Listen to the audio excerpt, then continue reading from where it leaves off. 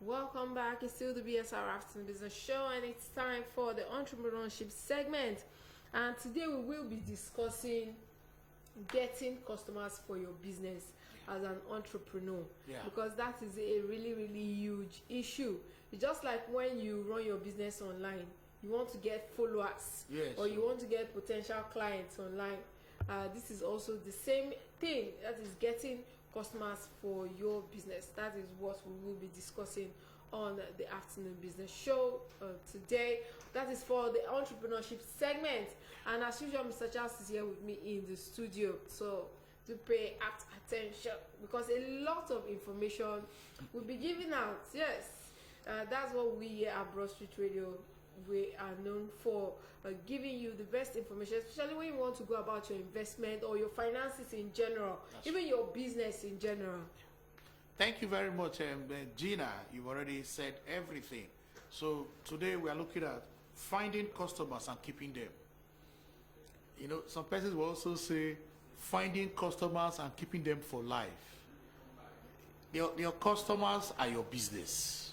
Of course, that's the reason you started the business in the first place. Exactly.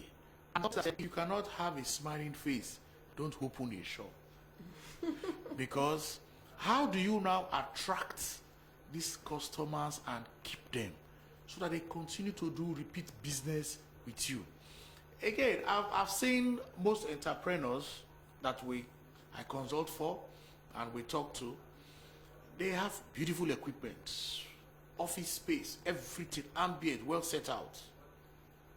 But at the end of the day, you don't see the customers coming, and you begin to wonder, what is the problem? So how will these entrepreneurs, business owners, what will they do to attract this customer? Because we know that the customer is the paymaster. The customer, it is because of the customer that you are in business. And I've seen a situation where a customer was trying to get into an office, a stockbroking firm, to do a transaction, and it was finding it difficult to park. And the security man just came and said, "No, Oga, you cannot park there." That is where the MD is parking. You know? And funny enough, the MD was just coming and saw that it's a customer and said, "No, customer, you can park there." And the MD told the driver, "Just drop me here, you can go for another assignment. I will go to my office," and greeted the customer. You know, of course, the customer, they don't know that is the MD of the firm. But the MD now went to talk to a security man and say, "Look, that customer you see there is the person that pays my salary, pays your salary."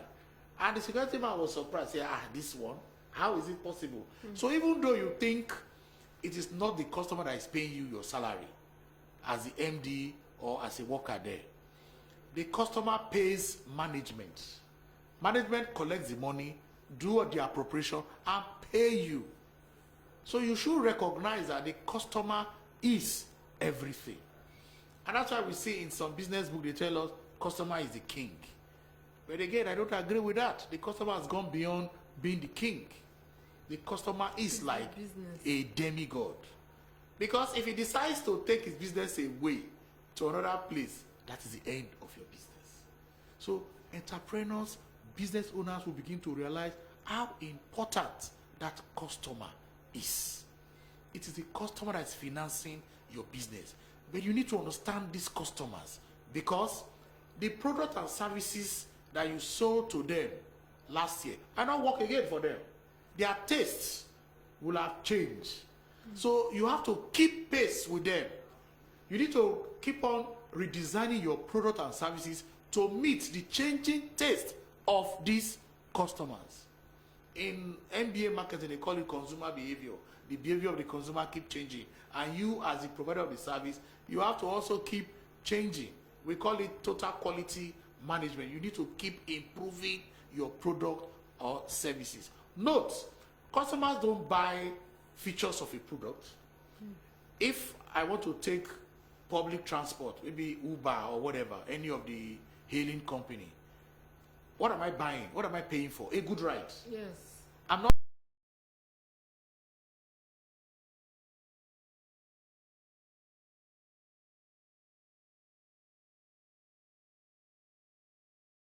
a home outside home. Because I want that experience. Yes, a It home is away from a home away from home. That is what I am paying for. It is not the hotel room.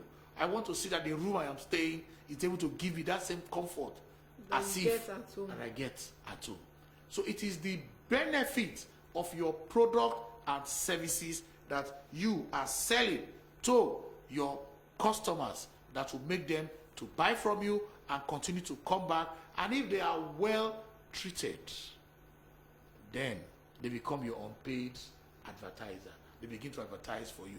So the question will now be, what is the unique buying proposition? Some people say selling proposition, but I will say buying.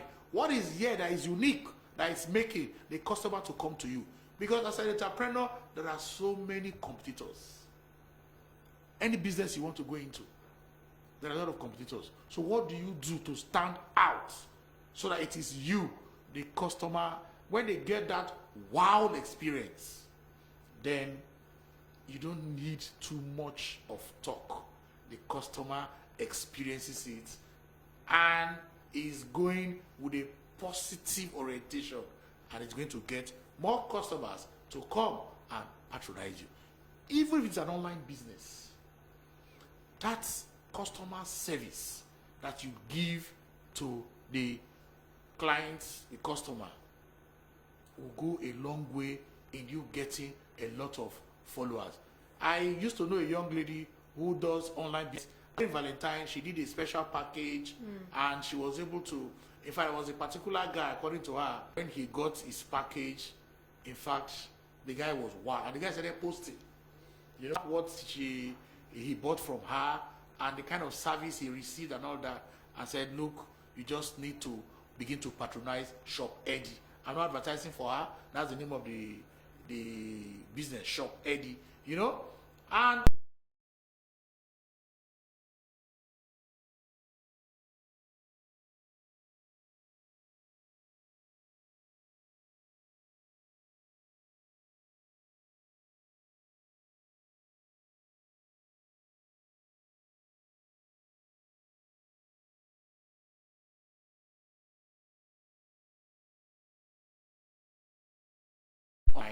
our business to begin to grow. So you see, that customer experience is very, very key to your, as an entrepreneur, making sure that you get these customers and you keep them for life. Because once you have, it's not just one sale and they go.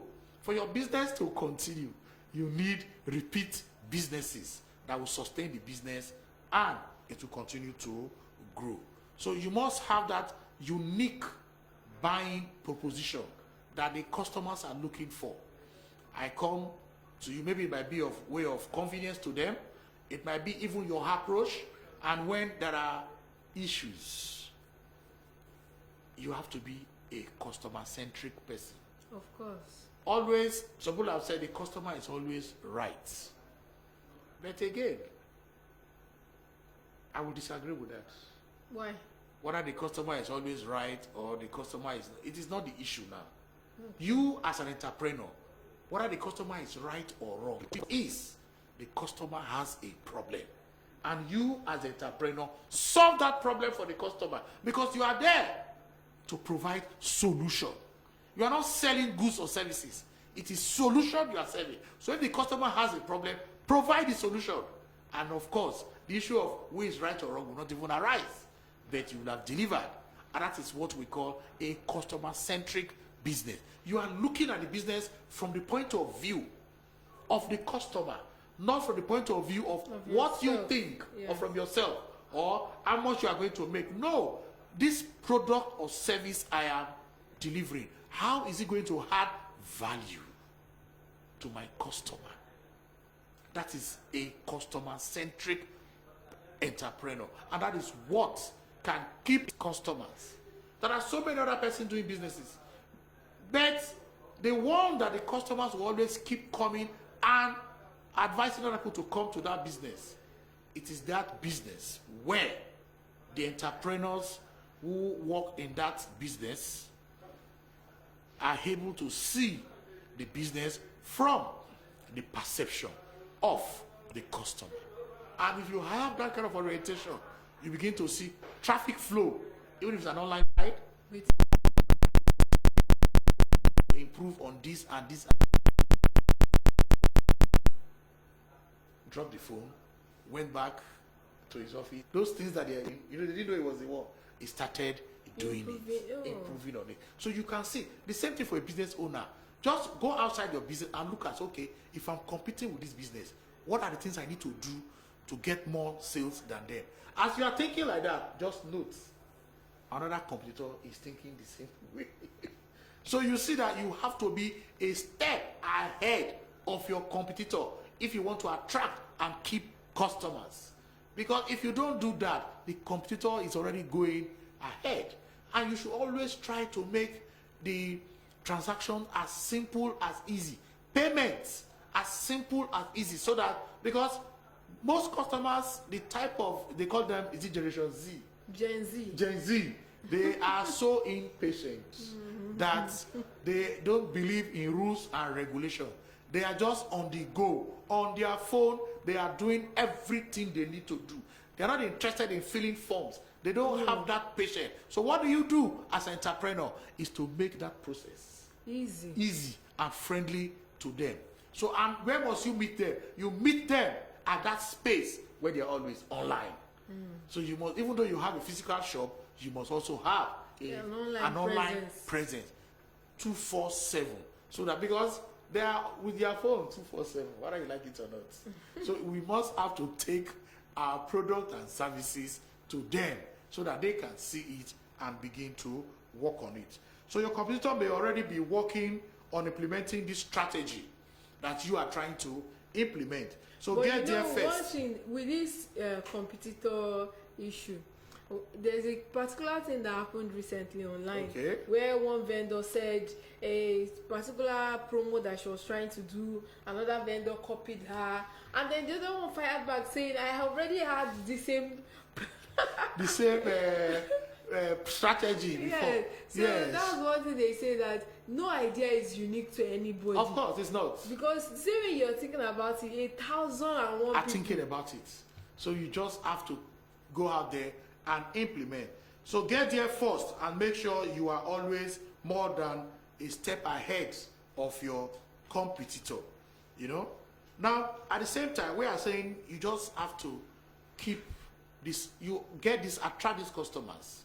What do you do to keep them? Somebody have said for life. You keep them for life. You know, it is by the customer service, by being customer centric. Everything you are doing, even your design in the office, the people you are employing, everything is centered towards serving the customer well. And that reminds me of a point that if you want to attract so many customers, then it is people in the organization that will be attending to these customers. So the only thing you can do is to treat your employees the way you will treat your best customers. And once you are able to do that, it flows. Because once the employees are treated very well by management, it will translate. They will treat customers very well. And that customer service will go a long way in making these customers to come back, and you have repeat and repeat business. You have repeat and repeat business that will keep the business to continue to go on. So you need to set up segments. You need to segment the market for your customers. All the customers are not the same. Some customers will prefer that they come in to, maybe if you are running a restaurant, they come in, sit down, they take their orders, while some prefer to go and take their orders. So you need to look at the uniqueness of every customer and service. You have to look at their likes, their dislikes, their needs, their concern, and their buying pattern. And you can do all this over a period of time. You have to do what I call a customer analytics. You need to get the data. They call it big data now. You need to get that data, what is called customer analytics, so that you know the pattern. And with pattern, you'll be able to predict what the customers want to do, what they are trying to do, and before they do that, you're already there serving them. Over to you, Gina. All right, thank you very much, Mr. Charles. And that wraps up the entrepreneurship segment for today, as well as the afternoon business show. I hope you had a great time with me all through our different segments, from the online business segment to the SME, the investor education series, the entrepreneurship segment as well. And at 4 p.m., we will be taking the call over, which is a detailed market report of the price movements at the stock market today. But before the BSR Drive Time show continues, a quick break and I'll be back. All over the place. We're online 24/7. 24/7. You're listening to the hottest